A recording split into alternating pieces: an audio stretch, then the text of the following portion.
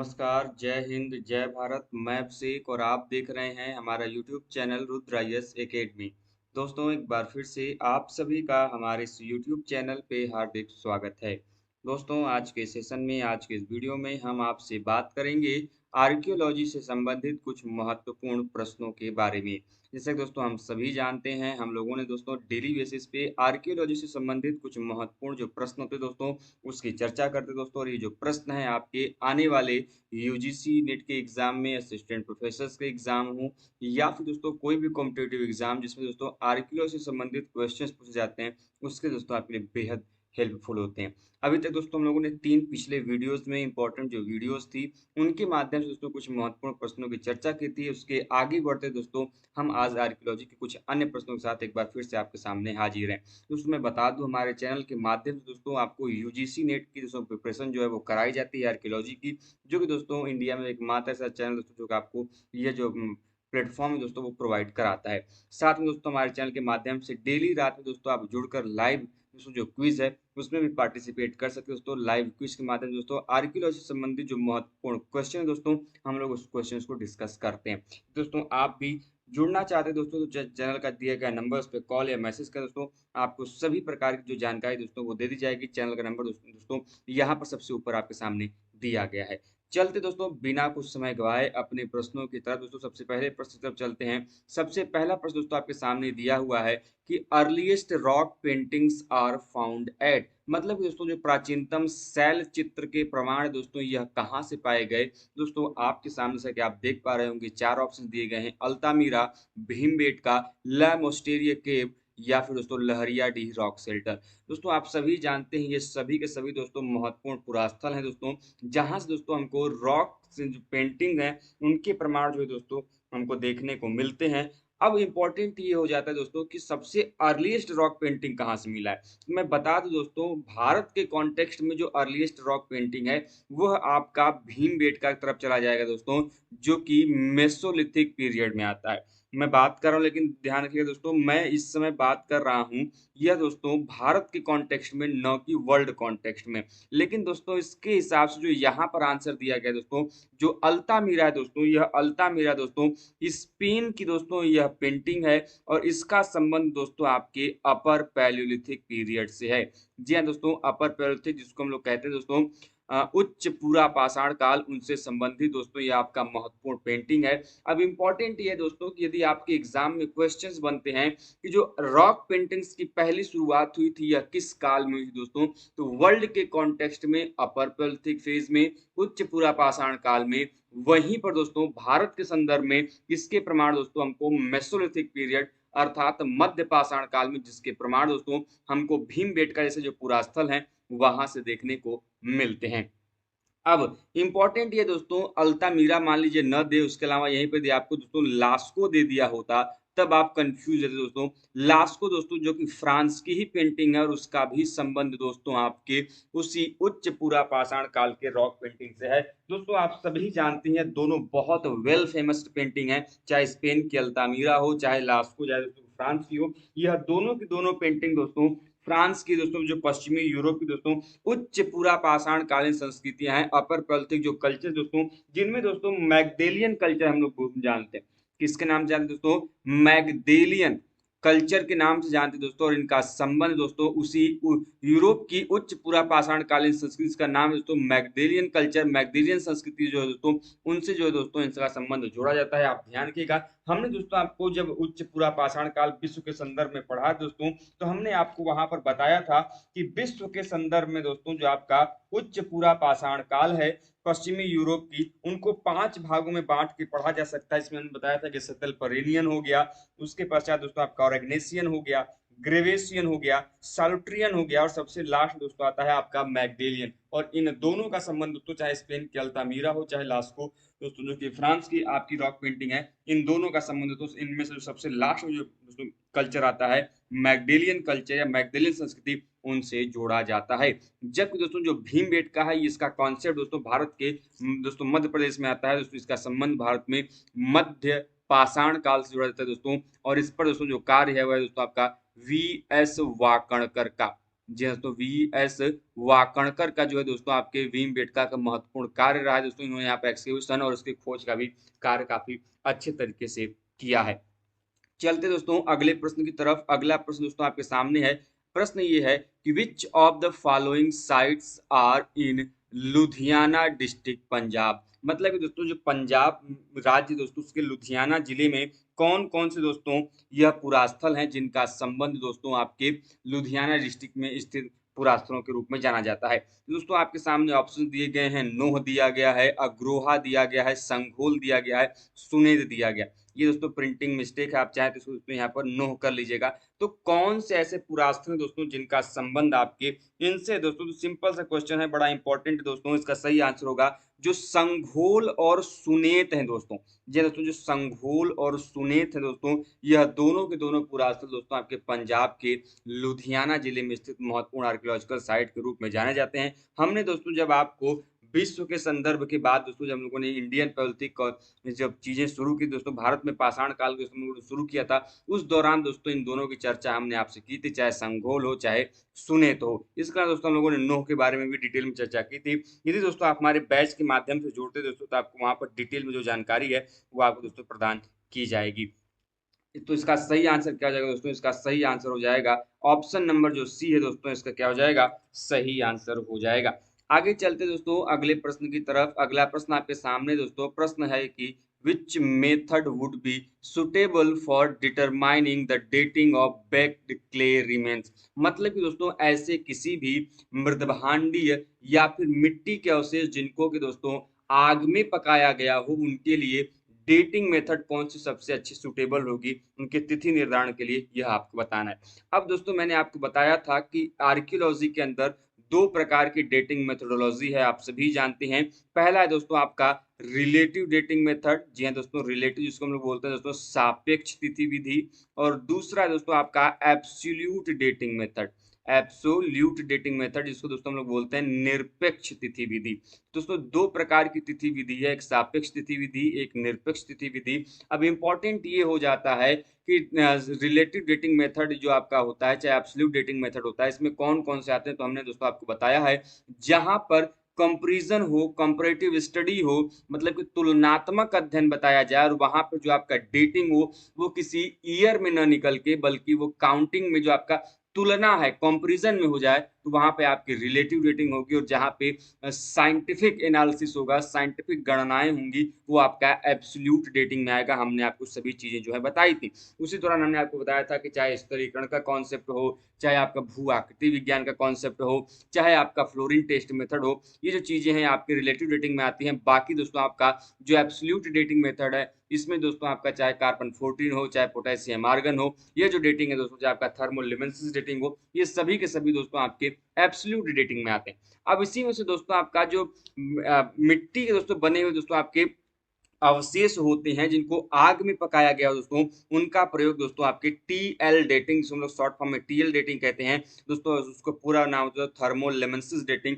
और दोस्तों इसको हिंदी में उष्मा दीप्ति तिथि विधि कहा जाता है। जी दोस्तों, उष्मा दीप्ति तिथि विधि के रूप में जानते हैं। और दोस्तों इसका प्रयोग हर एक वो वस्तु दोस्तों जो कि मिट्टी की बनी है और उसे आग में पकाया गया है, उसकी डेटिंग दोस्तों इस विधि के द्वारा की जा सकती है। अब इंपॉर्टेंट ये दोस्तों यहाँ पर तीन अन्य नाम भी दिए दोस्तों। यहाँ पर कार्बन 14 दिया दोस्तों। कार्बन 14 सबसे पहली बार दोस्तों, जो कार्बन 14 है दोस्तों, इसकी दोस्तों सबसे पहली बार एफ लिब्बी जो है दोस्तों, एफ विलियर्ड लिब्बी के द्वारा दोस्तों इसकी सबसे पहले खोज की गई थी या शुरुआत की गई थी दोस्तों।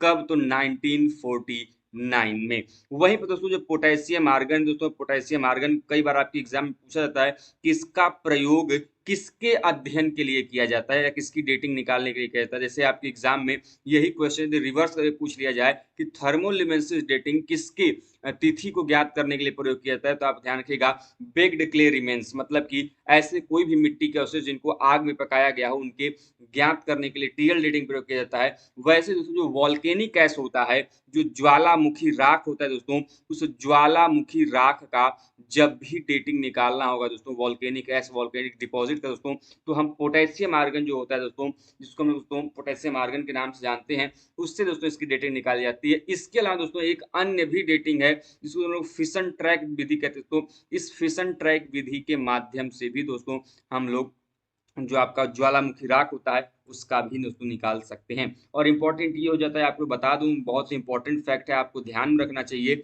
कि एग्ज़ाम में पूछा जाता है कि पोटेशियम आर्गन डेटिंग का फर्स्ट यूज़ कहाँ पर किया गया था, किस साइट पर किया गया था दोस्तों।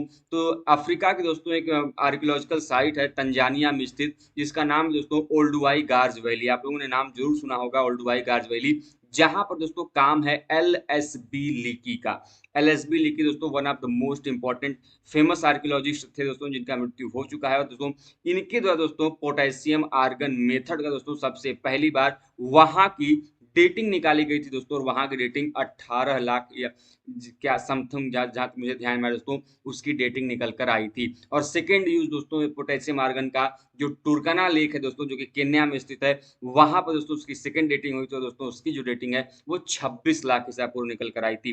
पोटेशियम आर्गन हो, चाहे दोस्तों कार्बन 14 हो, चाहे पोलन एनालिसिस हो, चाहे थर्मोलेमेंसिस हो, हमने दोस्तों पेड बैच के माध्यम से इन सभी चीजों को दोस्तों बहुत ही अच्छे तरीके से ग्राफ के माध्यम से आपको समझाने का कार्य किया है। इसलिए मैं दोस्तों बार बार बोलता हूँ कि यदि आप बैच में जुड़ते हैं दोस्तों, तो आपको जो सभी चीजें हैं जो मैं यहाँ पर थोड़ी बहुत संक्षेप में चर्चा करता हूँ, ब्रीफ में चर्चा करता हूँ, वहां पर दोस्तों मैं आपसे डिटेल में उनकी चर्चा करता हूँ। इसका दोस्तों बचा यहाँ पे पॉलन एनालिसिस। पॉलन एनालिसिस का मतलब होता है दोस्तों कि जो भी पौधों के जो पॉलेंस होते हैं, जो पॉलन ग्रेन्यूल्स होते हैं, जो पॉलन कण होते हैं, परागकण होते हैं, उनके द्वारा दोस्तों विश्लेषण करके किस प्रकार के पौधे यहाँ पे पाए जाते थे, उनका अध्ययन, उनकी डेटिंग करना दोस्तों पॉलन एनालिसिस कहलाती है। आगे चलते दोस्तों अगले प्रश्न की तरफ। अगला प्रश्न दोस्तों आपका क्या होगा, तो अगला प्रश्न दोस्तों आपके सामने दिया गया, इसका सही से आंसर दीजिएगा। इसको क्या करना है दोस्तों कि आपको मैचिंग कराना है लिस्ट 1 को लिस्ट 2 से। लिस्ट 1 में से दोस्तों आप देख पा रहे हैं इंस्क्रिप्शन के नाम दिए गए हैं, और लिस्ट 2 में दोस्तों जैसा देख पा रहे हैं रूलर्स के नाम दिए गए हैं। इन दोनों को दोस्तों क्या करना है कि आपको दोस्तों मैच कराना है कि इसका सही आंसर क्या होगा।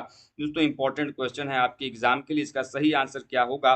जिसका सही आंसर हो जाएगा दोस्तों, जो सारनाथ बुद्धिस्ट इमेज इंस्क्रिप्शन है, यह किस काल का है, ये किसके शासन काल का है दोस्तों, ये आपको बताना है। तो सारनाथ बुद्धिस्ट इंस्क्रिप्शन जो है दोस्तों, यह आपके दोस्तों कनिष्क के शासन काल का है। किसके शासन काल का दोस्तों, कनिष्क के शासन काल का है। जबकि दोस्तों जो मथुरा पिलर इंस्क्रिप्शन है दोस्तों, जो मथुरा पिलर इंस्क्रिप्शन है, यह किसके शासन काल का है दोस्तों, तो मथुरा पिलर इंस्क्रिप्शन दोस्तों कुषाण वंश के शासक दोस्तों आपके हुइस्क जो है उनके शासन काल का है। जबकि दोस्तों बेसनगर गरुड़ पिलर इंस्क्रिप्शन आप सभी जानते हैं, बहुत इंपॉर्टेंट है, इसको हेलियोडोरस का पिलर इंस्क्रिप्शन के नाम से भी जानते हैं दोस्तों, इसमें कुछ अतिरिक्त बताने की आवश्यकता है नहीं। दोस्तों हेलियोडोरस के द्वारा दोस्तों, यह जो आपका हेलियोडोरस के द्वारा जो भागवत धर्म के बारे में जो ज्ञान प्राप्त होता है, जो जानकारी प्राप्त होती है, वह दोस्तों इसी बेस नगर गरुड़ पिलर इंस्क्रिप्शन के द्वारा दोस्तों जानकारी इसकी प्राप्त होती है। बचा दोस्तों आपका जूनागढ़ इंस्क्रिप्शन। जूनागढ़ इंस्क्रिप्शन दोस्तों सुदर्शन लेक के बारे में, सुदर्शन झील जो दोस्तों उसके बारे में हमको जो प्रमाण है वह प्रदान करता है आपके एग्जाम की दोस्तों। जो जूनागढ़ इंस्क्रिप्शन है यह बहुत इंपॉर्टेंट है। हमने दोस्तों जूनागढ़ इंस्क्रिप्शन के ऊपर बहुत ही डिटेल में अच्छे से दोस्तों क्लास में बताया हुआ है कि जो यह झील का निर्माण है दोस्तों, ये अलग अलग शासन काल में, चंद्रगुप्त मौर्य के शासन काल में अलग हुआ, पहली बार निर्माण किया गया, अशोक के शासन काल में इसकी वृद्धि की गई, उसके पश्चात दोस्तों जो आपके रुद्रदामन है, इनके द्वारा दोस्तों इनका जीर्णोद्धार कराया गया, और स्कंद गुप्त के शासन काल में अंतिम बार जो दोस्तों इसका मरम्मत कराया गया था। तो यह जो दोस्तों हमने सभी चीजें जो दोस्तों शासन काल में, यह जो सौराष्ट्र के जो गुजरात का जो सौराष्ट्र प्रांत है, वहां पर स्थित यह महत्वपूर्ण दोस्तों झील है, और इसका निर्माण का चाहे इसके मरम्मत का जो उल्लेख दोस्तों इसी जूनागढ़ इंस्क्रिप्शन रुद्रदामन प्रथम का है उसमें देखने को मिलता है। तो इसका सही आंसर क्या हो जाएगा दोस्तों, तो इसका सही आंसर हो जाएगा ऑप्शन नंबर जो सी है दोस्तों, इसका क्या हो जाएगा, सही आंसर हो जाएगा। आगे चलते दोस्तों अगले प्रश्न की तरफ। अगला प्रश्न दोस्तों आपके सामने है। प्रश्न क्या है कि the name of goddess Uma appears on the coins of which dynasty. मतलब कि दोस्तों कौन से गुप्त शासक या फिर कौन से ऐसे शासक है दोस्तों जिनकी सिक्कों पर दोस्तों, मुद्राओं पर देवी उमा का जो नाम है या फिर दोस्तों उनका जो अंकन है वह देखने को मिलता है। तो आपके सामने दोस्तों ऑप्शन दिए गए हैं इंडो ग्रीक शासकों के, शक शासकों के, कुषाण शासकों के, या फिर दोस्तों गुप्त शासकों के। इसका सही आंसर क्या होगा दोस्तों, यह आपको बताना है कि देवी उमा का अंकन दोस्तों कहाँ से प्राप्त होता है दोस्तों। तो बहुत इंपॉर्टेंट है दोस्तों, देवी उमा का अंकन जो है दोस्तों, जो कुषाण शासक हैं उनकी मुद्राओं पर जो दोस्तों हमको देवी उमा का अंकन जो है दोस्तों देखने को मिलता है। अब आपके एग्जाम में दोस्तों न्यूमेस्मेटिक्स से बहुत सारे क्वेश्चंस पूछे जाते हैं, जैसे शिव पार्वती का अंकन कहाँ से मिलता है, शिव का त्रिशूल लिए हुए नंदी के साथ अंकन कहाँ से मिलता है, इसके अलावा दोस्तों जो त्रिदेव हैं उनका अंकन कहाँ पर मिलता है। तो अलग अलग शासकों के द्वारा दोस्तों अपने समय काल में विशिष्ट प्रकार की जो स्पेसिफिक क्वाइंस हैं, मुद्राएं हैं दोस्तों, उनका प्रचलन किया गया। जैसे दोस्तों त्रिभाषाओं में लिखित मुद्राएं कहाँ से प्राप्त होती हैं, द्विभाषा में लिखित मुद्रा कहाँ से प्राप्त होती है। तो ये जो है दोस्तों हमने आपको डिटेल में अच्छे से क्लास के माध्यम से बता रखा है। आप दोस्तों चाहेंगे तो उसको जाकर अच्छे से देख और समझ सकते हैं। आगे चलते दोस्तों अगले प्रश्न की तरफ। अगला प्रश्न दोस्तों आपके सामने है। प्रश्न ये दोस्तों की द क्वाइंस ऑफ चंद्रगुप्त द्वितीय वर इशूड इन, मतलब कि दोस्तों जो चंद्रगुप्त द्वितीय के द्वारा दोस्तों जो सिक्के जारी किए गए थे वह किस माध्यम में जारी किए गए थे, यह आपको बताना है। सिंपल सा क्वेश्चन है दोस्तों, चंद्रगुप्त द्वितीय के शासनकाल में गोल्ड किया गया था कि कॉपर किया गया था कि सिल्वर किया गया था कि ब्रॉन्ज किया गया था, मतलब कि सोना कि तांबा कि चांदी कि कांस्य, किसके सिक्के जारी किए गए दोस्तों, ये आपको बताने हैं। बहुत सिंपल सा क्वेश्चन है। इसका सही आंसर होगा दोस्तों, इनके शासनकाल में दोस्तों जो स्वर्ण के सिक्के हैं वह जारी किए गए थे, और जो चांदी के सिक्के दोस्तों वह जारी किए गए थे चंद्रगुप्त द्वितीय के द्वारा। इंपॉर्टेंट हो जाता है दोस्तों आपके एग्जाम के लिए दोस्तों। सबसे पहले जो है दोस्तों आपके क्वाइंस जो चंद्रगुप्त द्वितीय का है उसका सबसे द्वारा जो गोल्ड क्वाइंस हैं और दोस्तों जो सिल्वर क्वाइंस हैं उनका जो प्रयोग है इनके द्वारा किया गया था। आगे चलते दोस्तों शायद मैं आपको बता दूं, आपके एग्जाम में कभी कभी पूछ भी लिया जाता है कि दोस्तों ये जो गुप्त शासकों में पहला ऐसा कौन सा शासक था जिसने दोस्तों ताम्र के सिक्के अर्थात तांबे के जो सिक्के दोस्तों उसका प्रचलन किया था। दोस्तों जो रामगुप्त हैं जो कि एक दुर्बल शासक था दोस्तों, उसके द्वारा सबसे पहली बार जो तांबे के सिक्के हैं कॉपर क्वाइंस जो हैं उसका प्रचलन दोस्तों गुप्त काल में हमको देखने को मिलता है। हमने दोस्तों प्रत्येक शासकों के, चाहे कुमार गुप्त प्रथम हो, चंद्रगुप्त द्वितीय हो, स्कंद गुप्त हो, आपके चंद्रगुप्त प्रथम हो, ये जितने भी दोस्तों शासक रहे हैं उनके द्वारा जो भी सिक्कों का मुद्राओं का प्रचलन किया गया दोस्तों, उन सभी के बारे में दोस्तों हम लोगों ने डिटेल में आपके साथ चर्चा की है। उम्मीद करते दोस्तों कि आपको जो चीजें हैं वो समझ में आई होंगी। अब दोस्तों क्वेश्चन नंबर 7 में आपको असर्शंस एंड रीजन के क्वेश्चन दिए गए हैं दोस्तों, कथन और कारण का क्वेश्चन दिया गया है इसको, जिसको कि आपको इसको पढ़ के उसके बाद बताना है कि इसका सही आंसर क्या होगा। असर्शन दोस्तों कहा गया है कि the king Priyadarshan the beloved of the gods does not consider either fame और renown here as a great value in life of the, वहीं पे दोस्तों इसका रीजन दिया गया, it is that all people may be saved from the danger of bad living. तो इसका सही आंसर क्या होगा दोस्तों, जो आपको असर्शंस एंड रीजन पढ़ने के पश्चात बताना है कि क्या ये दोनों सही हैं या फिर गलत हैं, या फिर इनमें से कोई एक सही है कोई एक गलत है, या फिर दोनों गलत हैं, ये आपको बताना है। इसका सही आंसर क्या होगा दोस्तों, तो इसका सही आंसर होगा ऑप्शन नंबर बी, अर्थात दोस्तों जो आपके असर्शंस एंड रीजन दिए गए दोस्तों ये दोनों के दोनों जो फैक्ट दोस्तों वह बिल्कुल सही हैं। इस वजह दोस्तों इसका ऑप्शन नंबर जो बी होगा, both A and R is जो है दोस्तों वह क्या हो जाएगा, सही हो जाएगा।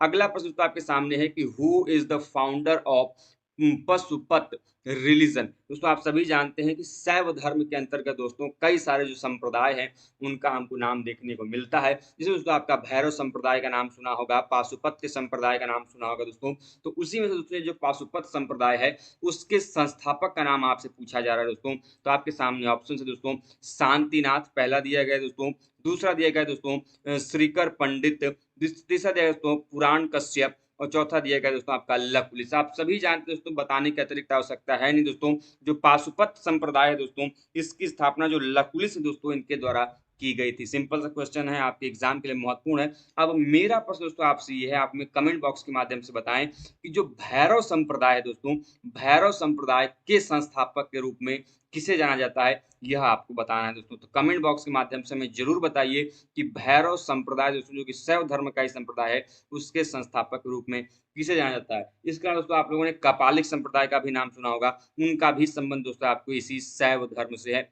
आपको जानना चाहिए। आगे चले दोस्तों अगले प्रश्न की तरफ। अगला प्रश्न दोस्तों आपके सामने है कि नालंदा यूनिवर्सिटी वाज प्राइमरली, और मतलब दोस्तों जो नालंदा विश्वविद्यालय है यह प्राथमिक रूप से क्या था, मुख्य रूप से क्या था।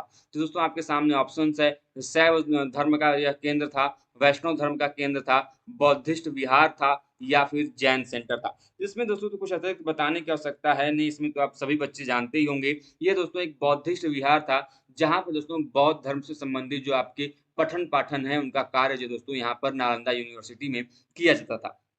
अब इम्पोर्टेंट ये हो जाता है कि आपके एग्जाम के लिए यह पूछ लिया जाता है कि नालंदा जो विश्वविद्यालय है इसके संस्थापक के रूप में किसे जानते हैं। और दूसरा क्वेश्चन पूछा सकता है कि नालंदा विश्वविद्यालय जो कि अपने प्राचीन काल में अपने विश्वविद्यालय प्रक्रिया को लेकर यूनिवर्सिटीज करिकुलम को लेकर जो वर्ल्ड फेमस था, आखिर इसको नष्ट किसके द्वारा किया गया। दोस्तों अलाउद्दीन खिलजी के दोस्तों जो सेनापति थे बख्तियार खिलजी, उनके शासनकाल में जो दोस्तों जो नालंदा विश्वविद्यालय है उसको पूर्ण रूप से जो दोस्तों क्या कर दिया गया, तहस नहस कर दिया गया, उसमें आग लगा दी गई और दोस्तों इसको पूर्ण रूप से क्या कर दिया गया, विनष्ट कर दिया गया।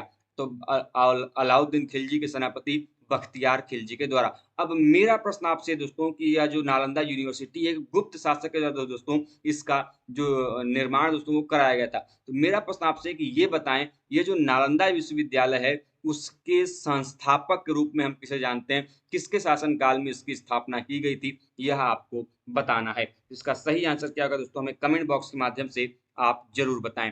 अगला प्रश्न तो आपके सामने है कि which of the following inscriptions states that generation of mutual respects among the people of different community was an important aspect of धर्म। इसका सही आंसर क्या होगा ये आपको बताना है। दोस्तों ये आपके जो अशोक से संबंधित दोस्तों पिलर की बात कर रहा है कि अशोक ने किस पिलर में दोस्तों जो सर्वधर्म समभाव मतलब कि सभी जो जितने भी वर्ग हैं दोस्तों उनके बीच में क्या होना चाहिए दोस्तों, उनके बीच में समान भाव होना चाहिए। इसके बारे में दोस्तों यह किस पिलर में दिया गया दोस्तों, तो आपके सामने ऑप्शन दिए गए हैं पिलर इडिक्ट 5 में, रॉक इडिक्ट 8 में, रॉक इडिक्ट 7 में या फिर रुम्मिन देई पिलर इंस्क्रिप्शन में। तो इसका सही आंसर क्या होगा दोस्तों ये आपको बताना है। इसका सही आंसर दोस्तों ऑप्शन नंबर 12 मतलब सी दोस्तों, मतलब इसमें जो रॉक इडिक्ट 12 है दोस्तों उसमें जो है दोस्तों इसके प्रमाण जो है दोस्तों हमको देखने को मिलते हैं। दोस्तों इस प्रकार से हम लोगों ने दोस्तों अशोक के शासनकाल में इंपॉर्टेंट दोस्तों जितने भी आपके अभिलेख थे जहां पर उनकी चर्चा मिलती दोस्तों हमने डिटेल में अशोक के अभिलेखों के ऊपर दोस्तों 3 से 4 क्लास ली हुई है। जैसे आप जाएंगे दोस्तों तो प्लेलिस्ट के सेक्शन में आपको दोस्तों जो अशोक से संबंधित जितने भी महत्वपूर्ण वीडियोस हैं मैंने अपलोड करके रखी हैं। प्लीज उसको वॉच आउट कीजिए, उससे संबंधित जितने भी फैक्ट हैं उनको नोट डाउन कीजिए, आपके एग्जाम के लिए वो बेहद महत्वपूर्ण है। मिलते हैं दोस्तों हम लोग इसी इंपॉर्टेंट क्वेश्चन के साथ नेक्स्ट वीडियो में। तब तक उम्मीद करते हैं दोस्तों कि आपकी जो वीडियो है पसंद आई होगी। वीडियो पसंद आए दोस्तों तो वीडियो को लाइक करें, चैनल पर नए दोस्तों चैनल को सब्सक्राइब करें, साथ ही बेल आइकन को प्रेस करें जिससे दोस्तों आपके पास वीडियोस की लेटेस्ट नोटिफिकेशन सबसे पहले आप तक पहुंचती रहे। मिलते हैं दोस्तों इसी प्रकार क्वेश्चन सीरीज के साथ नेक्स्ट वीडियो में। तब तक के लिए दोस्तों आप स्वस्थ रहें, मस्त रहें। जय हिंद, जय भारत, हर हर महादेव।